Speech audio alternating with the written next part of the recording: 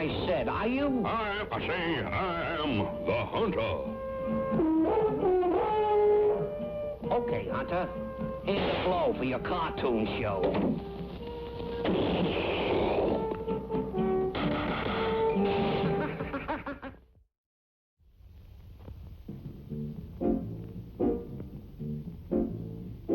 Many people are under the impression that most crimes are committed at night, under cover of darkness.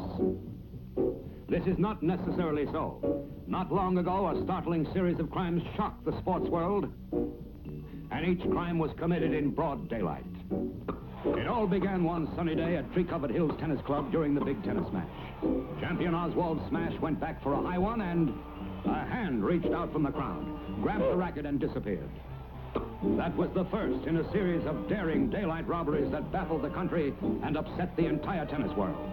Every tennis racket in the country was stolen. From sporting goods stores, at the most exclusive country clubs. Hi-ho, tennis, anyone? Who? 1, 2, 3, and 4. The Fox, for it was indeed he, kept it up until there wasn't a single tennis racket, not to mention doubles, left in the entire country. At last, Mr. Average Bundy, chairman of the Tennis Association, put a call in for his friend, the Hunter. Well, howdy, Average. How's everything in your racket? Yeah, that's a joke, son. Huh? Oh, it isn't a joke. Well, naturally, I'll take the case, son. Solve it in no time. Head work's the secret. Gotta use your head. The Hunter donned his tennis togs and started to work immediately. I'll just nose on over to the tennis courts. Might get a lead. Have nose, will hunt, reads a card of the mighty Hunter. Say now, there's a clue if I ever saw one. Somebody running away with a tennis racket. Gotcha!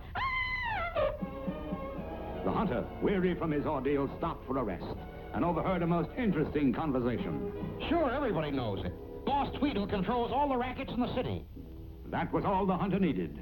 Any man that controlled the rackets was the man he had to get. Bravely, he walked into the den of Boss Tweedle, czar of the underworld. Tweedle, I hear you control all the rackets. That's right, and nobody muscles it, see? Well, now, I don't want muscle, son. Just want those rackets. So hand them over peaceable-like, and there won't be any trouble. What is he, some kind of nut or something? Get him out of here.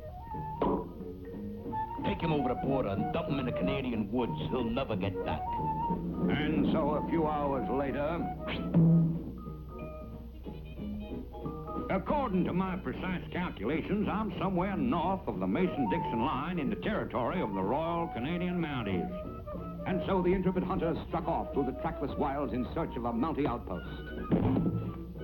Finally, his skill as a woodsman brought him to his goal.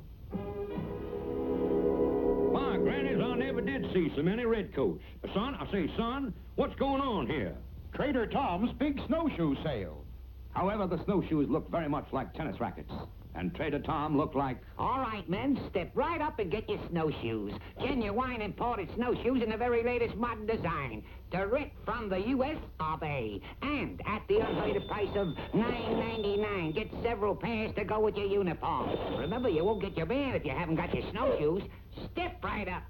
Here you are, sir. Now, just a cotton-blooming minute. Look here, son, There you are, pal. Now, let it snow, huh? That'll be $9.99. Thank you. Look out! Look out! Oh, no, you clumsy! Uh-huh. You wily, clever criminal, I've got you at last. And so the hunter solved another baffling crime and earned the undying gratitude of the tennis world. Who was that great tennis player? Tennis player? That, sir, was the hunter.